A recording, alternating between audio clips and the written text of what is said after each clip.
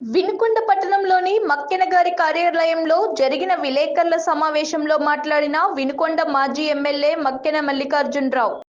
మీరు ఈరోజు ఇంత అప్రకోటీసులు ఎట్టయ్యారా? దీనికి సమాధానం చెప్పండి. నా దగ్గర స్పష్టత ఉంది. నేను పుట్టేవరకు 30 ఎకరాల రైతుని. నా తండ్రి సర్పంచ్. మేము చేపల వ్యాపారం 40 ఏళ్ళ నుంచి చేస్తున్నాం, వ్యవసాయం చేస్తున్నాం. ఈరోజు నాకు కూడా పరిమితుల్లోనే ఉంది ఆస్తుంది తప్ప 100 కోట్లు నా దగ్గర లేదయ్యా. నేను ఎక్కడ దోచుకుంటే నా దగ్గర అలా నీలాగనే 100 కోట్లు ఉండేది. నేను నీలాగనే 100 కోట్లు పెడతాను అవసరమైతే ఎమ్మెల్యే, కానీ నేను ఆ పరిస్థితి నాకు లేదు.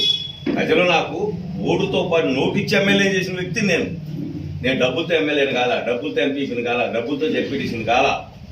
ప్రజల ఆదరాభిమానాలతో అయినా నీలాగా డబ్బుతో నేను కొనగలను. నేను డబ్బు పెట్టాను, పెదకూరపాలు 50 కోట్లు పెట్టా, వెనుకోళ్ళు 60 కోట్లు పెట్టా, రేపు 100 కోట్లు పెడతాను. నువ్వు మాట్లాడుతున్నావు, ఇది వాస్తవం. నీకు ఎక్కడి నుంచి వచ్చింది ఈ డబ్బు? నీ వ్యాపారం ఏంటి?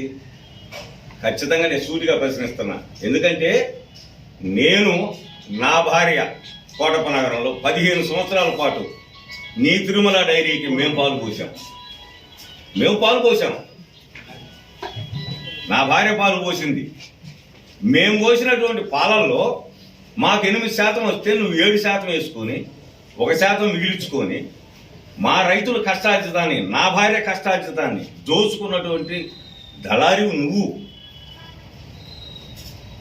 వ్యాపారస్తులు ఎట్లా అవుతావు? నువ్వు ఏ రోజైనా 100 గేదెలు కాసావా?